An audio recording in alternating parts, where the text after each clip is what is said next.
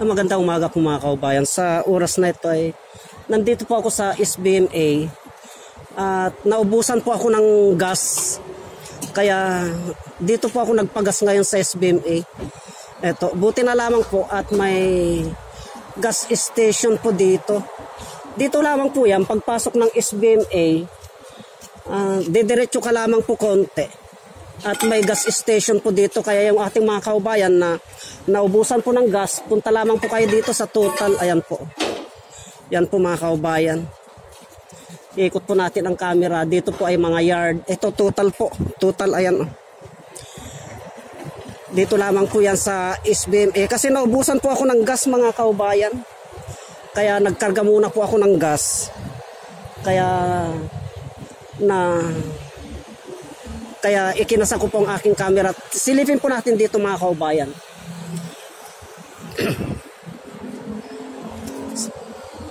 Ang dami po nilang evergreen. Itong evergreen na ito mga kaubayan, itong evergreen na ito, ay ito yung mga halamang gamot nung araw. Ito po. Ito yung mga halamang gamot nung araw mga kaubayan. Na ito po ay kinukuha po ito. Mabisa po itong pantapal sa mga pilay, itong halamang gamot na ito. Ang proseso ng paggamit nito mga kaubayan, itong evergreen na ito, ay pinipit-pit po ito. Pinipit-pit po yan, tapos pinapainit sa apoy. Pagkatapos po, itinatapal po sa may mga parte ng pilay. Halimbawa, ito po na pilay, itong area na ito, may bali po yan na pilay. Sa pamamagitan po nito mga kaubayan, ito, ay kukunin po namin ito, itong tangkay na yan, pati dahon, pipit-pitin po namin yan, at ilalagay po namin sa apoy, ipapainit po namin sa apoy, saka po namin itatapal sa pilay. Ito po, itong evergreen na ito, kaya huwag po nating baliwalain ang kakayahan ng evergreen. Ang dami po nilang evergreen mga kaubayan, no? Evergreen po ang tanim nila, ayan, no? Yan po ang tanim nila, evergreen, ang dami. Sila na lamang po ang may tanim na ganito na evergreen. At itong daan naman na ito mga kaubayan, itong diretsyo na ito, ayan po yung papasok na sa SBMA. Pagdating mo po sa dulo, ay pwede ka na pong gumala-gala dyan sa SBMA.